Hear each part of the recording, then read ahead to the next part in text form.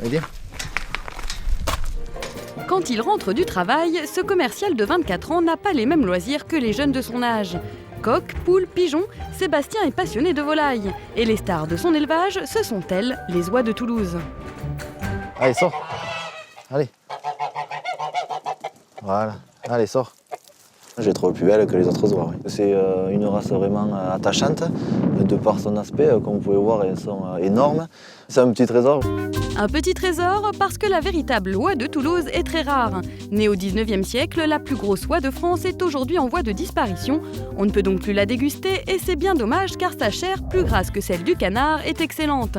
Néanmoins, certains se battent pour qu'on ne l'oublie pas, à l'instar de Christian Raoust, président du club de l'oie de Toulouse. Il faut sauver l'oie de Toulouse parce qu'on a besoin d'un patrimoine génétique. Notre patrimoine génétique, c'est notre valeur, c'est toute notre culture. Nous sommes là pour sauver ce patrimoine, pour le léguer à nos enfants. Ça serait dommage demain que nos gosses n'aient pas l'occasion de pouvoir admirer ces animaux superbes et remarquables. Pour cet amoureux des oies, ces spécimens sont tout simplement parfaits. Et quand il en parle, c'est tout un poème. D'abord ce cou gros et massif, cette tête en forme d'anse de seau et cette superbe bavette. La couleur du bec et du tour d'œil qui est orange, c'est exactement la même couleur que l'oie sauvage. Et ensuite ce corps gros, massif, qui est très charpenté, c'est la géante de l'espèce. Hein. Aïe, j'ai n'importe quoi. Géante, c'est rien de le dire. C'est d'ailleurs leur embonpoint qui leur donne toute leur valeur. Avec ses grosses bedaines et son magnifique goitre, notre Toulousaine pèse en moyenne 10 kg contre 6 pour une oie classique. Mais ces volatiles ne sont pas uniquement hors normes physiquement. Il faut aussi gérer les amourettes de chacun, puisque comme vous pouvez le voir, ce mâle est tombé amoureux de l'oie qui est de l'autre côté. Je suis pas sûr que cette année, il s'occupe trop de son oie, quoi. Une petite sensiblerie qui rend difficile la reproduction. Car quand malgré tout le mâle daigne honorer sa femelle, celle-ci ne pond que très peu d'œufs. En moyenne, 25 par an contre une soixantaine pour les autres oies. Résultat, leur nombre diminue comme peau de chagrin. Sur une année courante, on sera toujours en dessous de 1000 aujourd'hui, ce qui est très peu. C'est une oie qui est en grand danger. Dans ces conditions, pas question de manger des oies de Toulouse pure race. Les stars de Sébastien ont donc bien de la chance, elles ne risquent pas de finir dans nos assiettes. Je venais chercher des oies les plus proches des oies de Toulouse. Heureusement, quelques passionnés élèvent pour nos papilles des cousines presque aussi grasses et goûteuses que l'original. Pour en cuisiner, le chef Jean-Claude Plazotta n'hésite pas à faire des kilomètres. Bon, alors on va voir le gavage. Allez. Gabi produit des descendantes de l'oie de Toulouse croisées avec des oies du Gers. Et si certes elles n'arborent pas d'aussi grosses bedaines que l'original, leur chair est quasiment la même. Pour parvenir à cette prouesse, les oies sont élevées de manière traditionnelle et en plein air.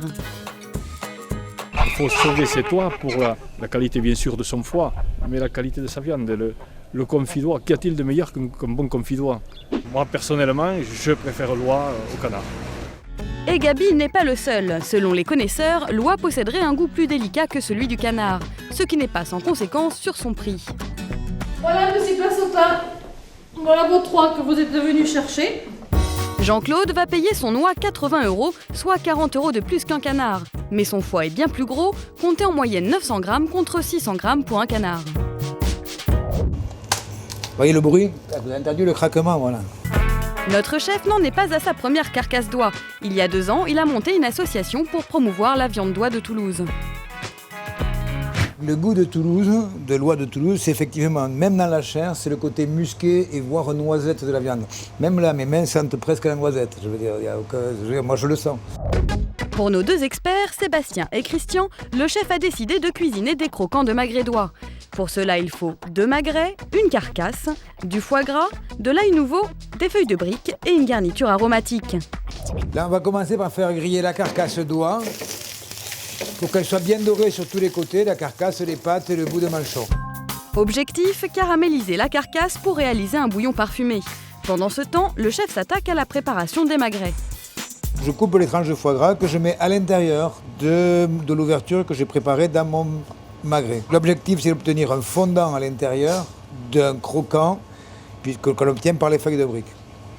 Je plie la feuille en 2, je pose mon croquant au centre et je replie les côtés.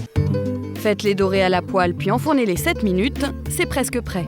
La chair est bien rouge, comme on voit là sur l'intérieur, et le foie gras est parfaitement cuit puisqu'il est rosé sur la fin.